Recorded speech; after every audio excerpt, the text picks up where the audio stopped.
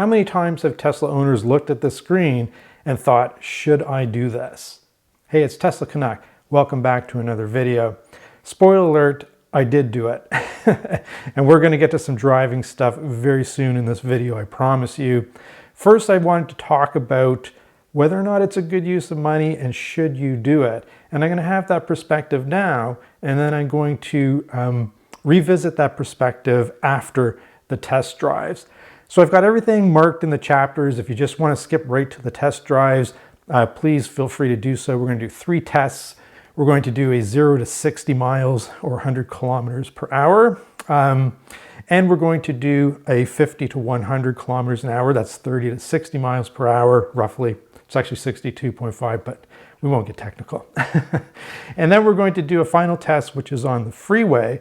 And that's going to be, it actually turns out to be, it's going to be a 0 to, it's not a 0 to, it's going to be 110 to 145, completely unintended. So that's a little bit of a spoiler alert for you. I guess you'll just have to keep watching. So first, let's talk about should you do it. I think what it boils down to, because it is quite a bit of money, let's be honest.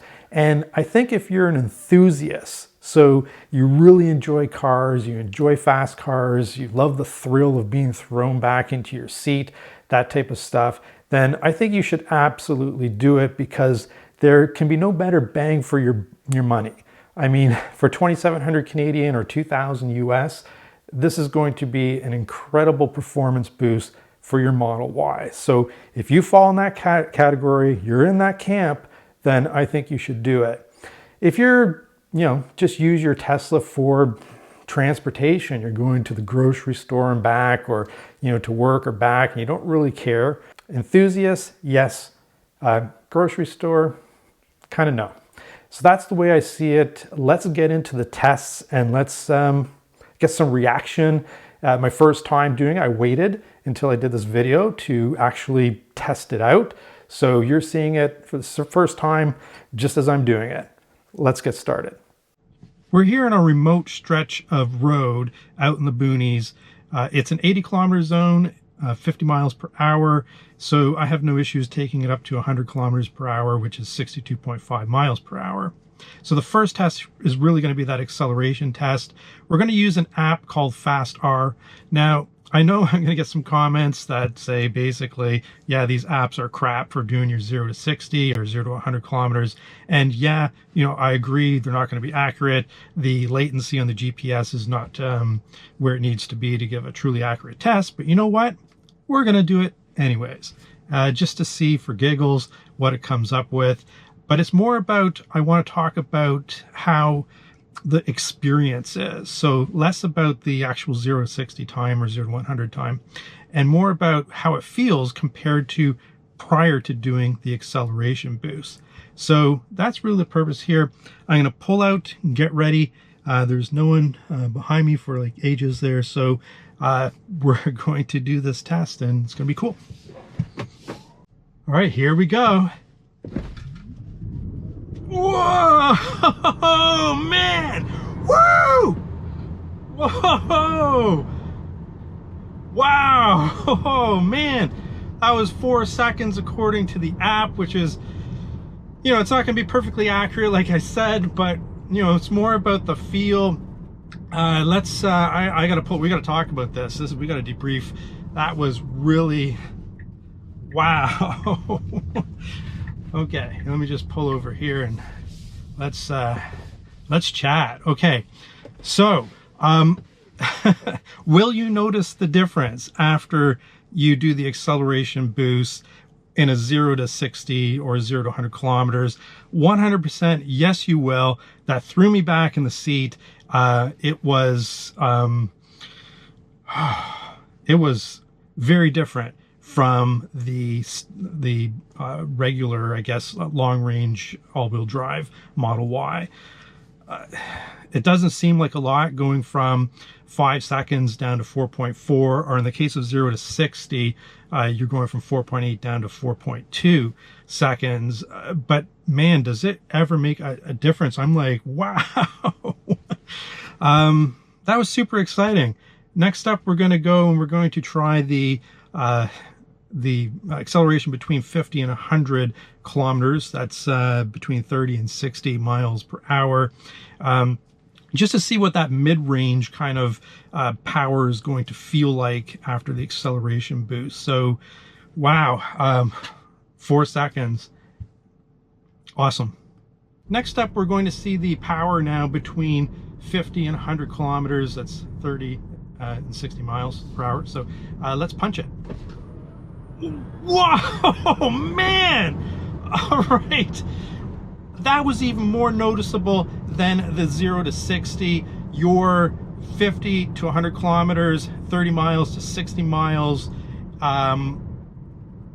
you are going to notice that more than off the line at a 0 starting point. I can't tell you how night and day the 50 to 100, 30 to 60. I keep giving both metric and the American imperial system or whatever it's called. You are going to notice the difference, and to me, I mean, that was money well spent right there, because often, whether it was my Model 3 previously or this Model Y, I found that in that range, the acceleration really wasn't what I was hoping for. But after this acceleration boost, I got 0 complaints. 0 complaints.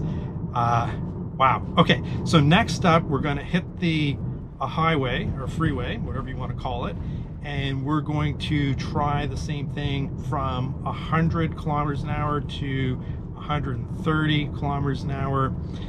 So that's what, 62 miles per hour to 80? I don't know, I have to double check that when I do the video. But yeah, we're going to do that next and see how that feels in that range. And yeah, I'm excited.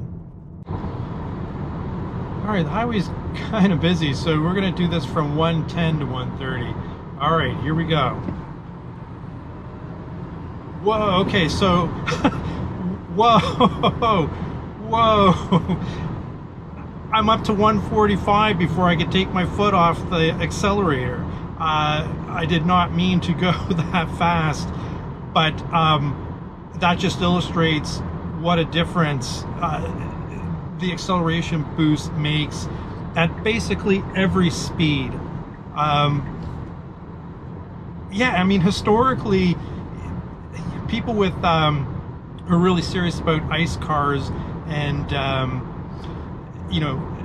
they're always saying about how, yeah, the Tesla can take you off the line, but when you're at 50 miles per hour or 80 kilometers per hour, and you are racing somebody or something like that, that the ICE car would have the advantage and they would pull away from you at that speed.